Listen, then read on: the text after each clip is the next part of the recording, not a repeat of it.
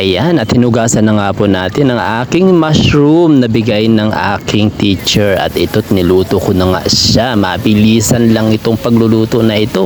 Tuyo lang ay sapat na. Ayan, at heto na. Luto na. Good evening Masinlo, good evening Sambales. At ayan, luto na po yung ating mushroom na binigay ni Ma'am Jenaline, yung aming teacher sa BHS,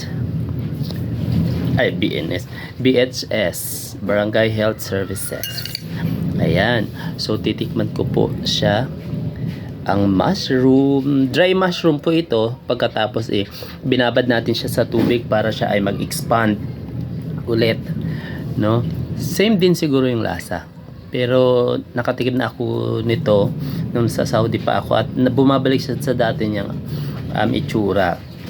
Medyo gami nga lang kapag dry, pero same pa rin yung lasa niya, no? Ala, ang bango. Ito yung favorite na amoy ko talaga, na gusto ko. Masarap rin ito, may broccoli Ay, nako po, sarap. 1, 2, 3. Ang sarap.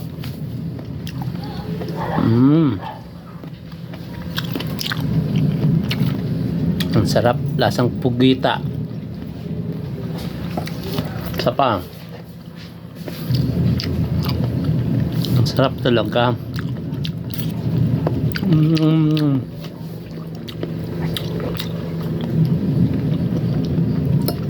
Sarap. Kaya ang kanin.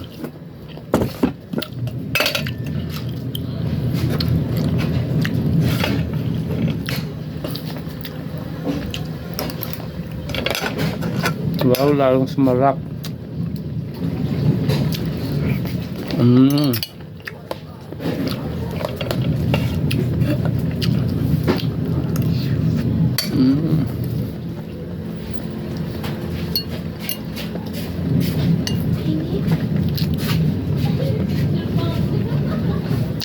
Sarap.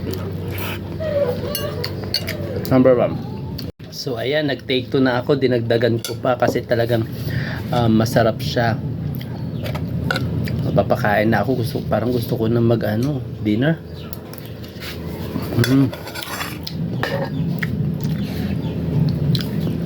Papa-dinner na ako nito. Oh, ang laki niya. Laking hiwa. Bango.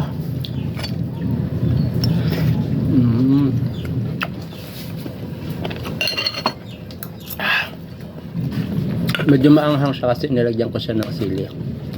Pero na-complement yung lasa niya.